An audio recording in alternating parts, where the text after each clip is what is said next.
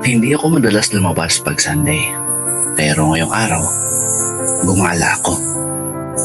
Nag-ikot-ikot ako dun sa may sentro kung saan sure ako na maraming mga Pinoy. Napansin ko halos lahat ng mga nakakasalubong at nakikita ko ng mga Pinoy sa daan. Ang gaganda ng mga suot. Yung akala mo laging may fashion show na pinupuntahan every Sunday. Alam niyo kung bakit? Kasi napaka-espesyal ang araw ng linggo, lalong-lalo na sa mga OFW na nagtatrabaho sa loob ng bahay o mga domestic workers. Binibilang nila ang mga araw sa pamamagitan ng Sundays. Halimbawa sa buwan ng Oktubre, sasabihin nila na sa first Sunday, sa second Sunday, third Sunday, or fourth Sunday. Kumbaga sa isang buwan, meron lang silang 4